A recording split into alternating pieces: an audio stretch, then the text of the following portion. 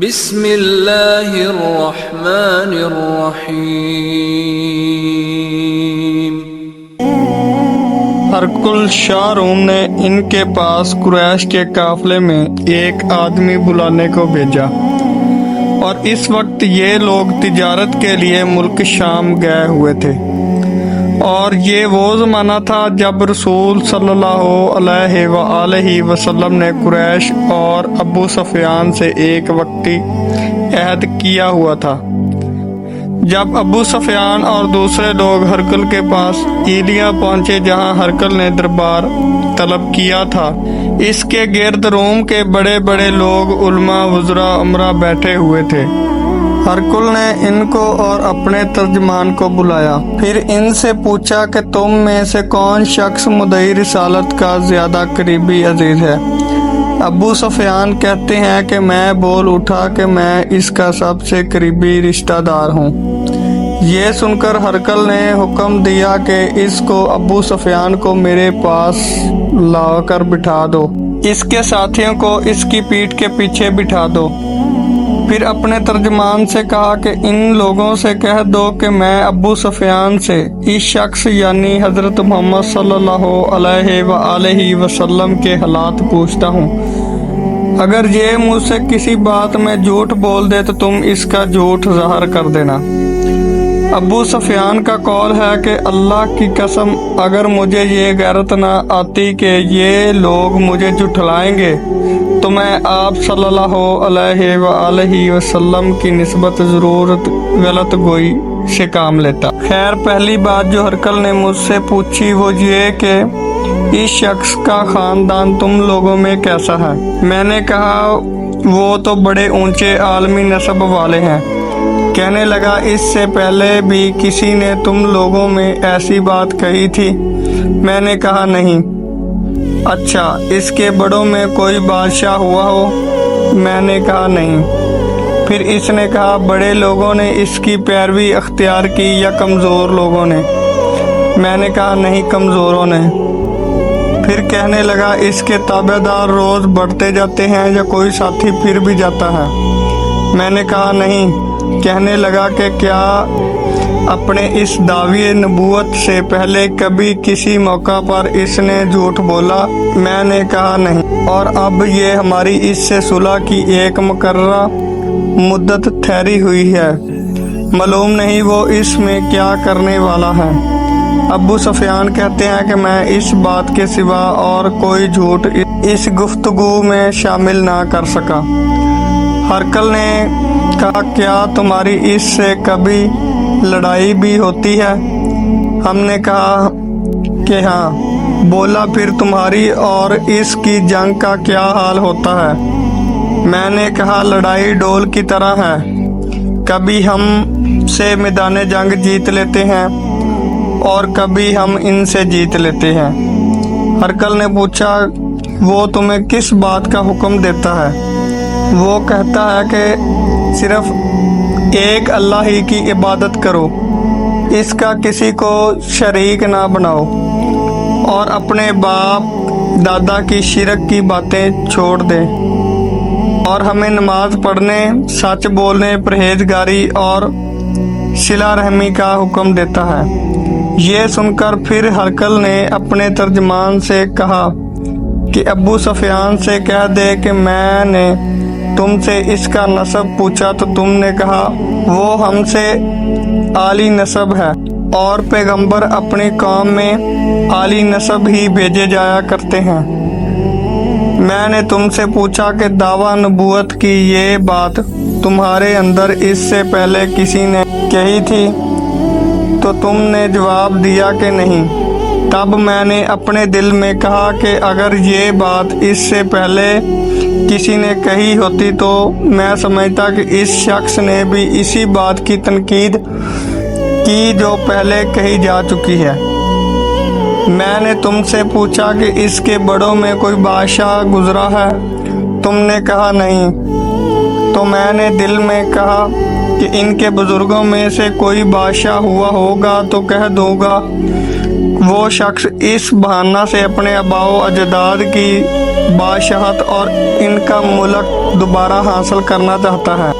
और मैंने तुमसे पूछा कि इस बात के कहने यानी पैगंबरी का दावा करने से पहले तुमने कभी इसको द्रोह गोही का इल्ज़ाम लगाया?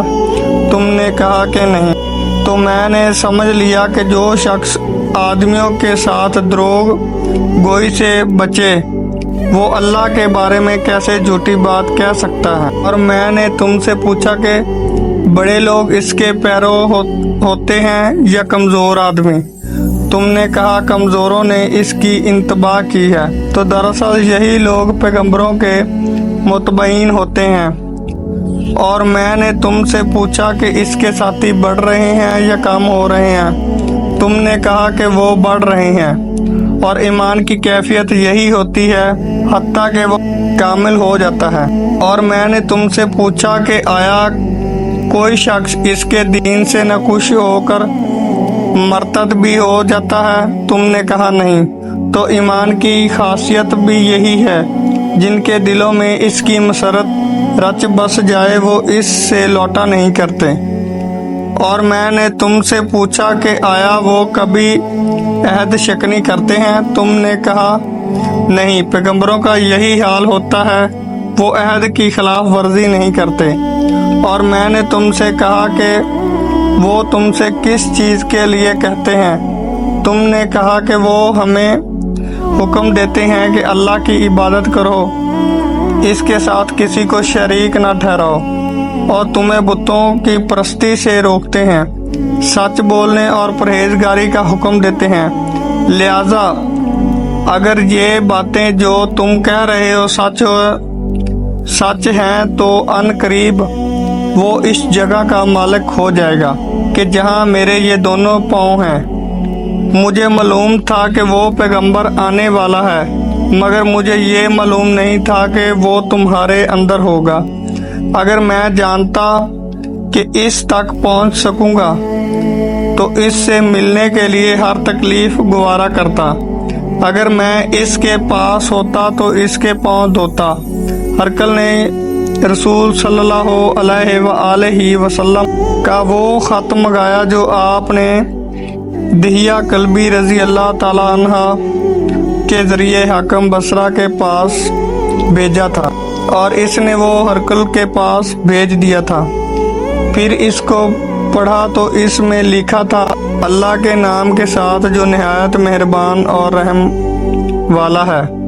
अल्लाह के बंदे और इसके पैगंबर हज़रत मोहम्मद सल्लल्लाहु अलैहि वसल्लम की तरफ से ये ख़त है शाह रूम के लिए। इस शख्स पर सलाम हो जो हदायत की पैरवी करे।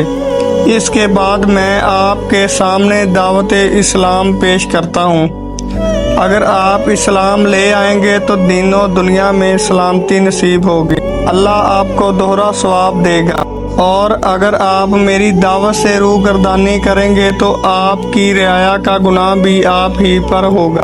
और ऐ अहले किताब, एक ऐसी बात पर आ जाओ जो हमारे और तुम्हारे दरमियान यकसा है, वो ये कि हम अल्लाह के सिवा किसी की इबादत ना करें और किसी को इसका शरीक ना ठहराएं, और ना हम में से कोई किसी को अल्लाह के सिवा अपना रब बनाए। फिर अगर वो अहले किताब इस बात से मुंह फेर लें तो मुसलमानों, तुम इनसे कह दो कि तुम मानो या ना मानो, हम तो एक अल्लाह के इताअत गुजार हैं। अबू सुफियान कहते हैं जब हरकल ने जो कुछ कहना था कह दिया और ख़त पढ़कर फारग हुआ तो इसके गिर्द बहुत शोरो गोगा हुआ, बहुत सी आवाज़ें उठी और हमें बाहर निकाल दिया गया।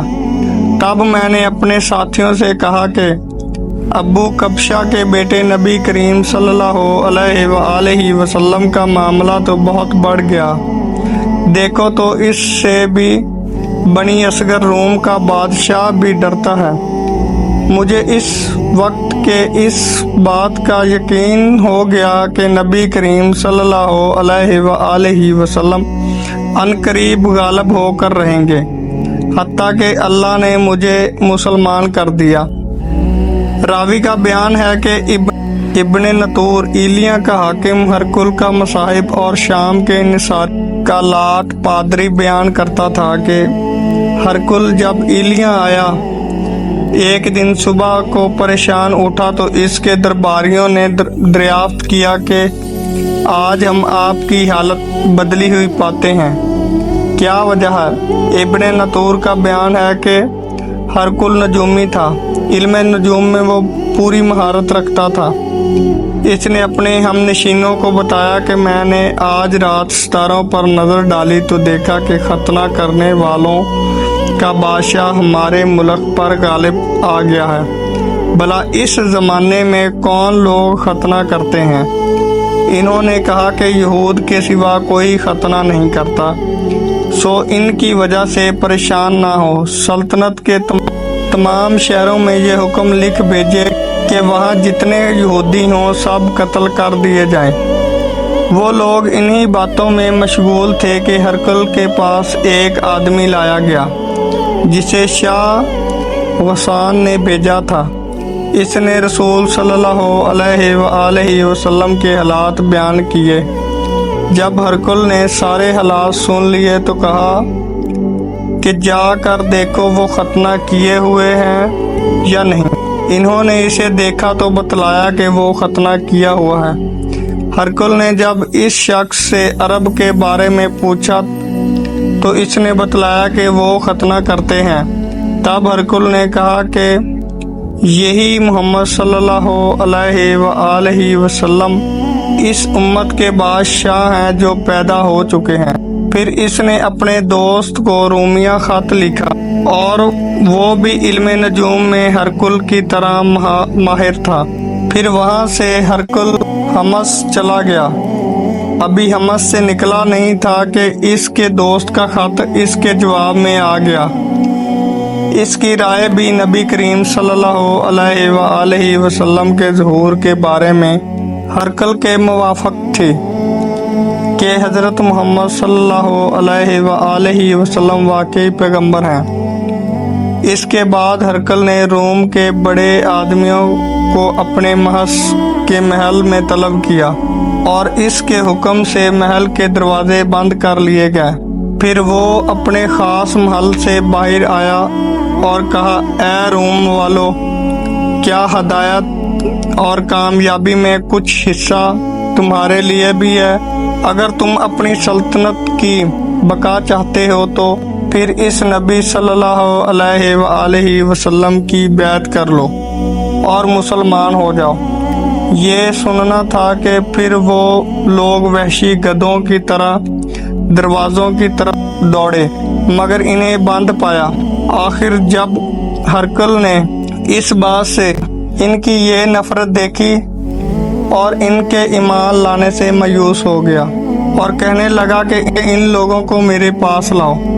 جب وہ دوبارہ آئے تو اس نے کہا کہ میں نے جو بات کہی تھی اس سے تمہاری دینی پختگی کی آزمائش مقصود تھی، سو وہ میں نے دیکھ لی۔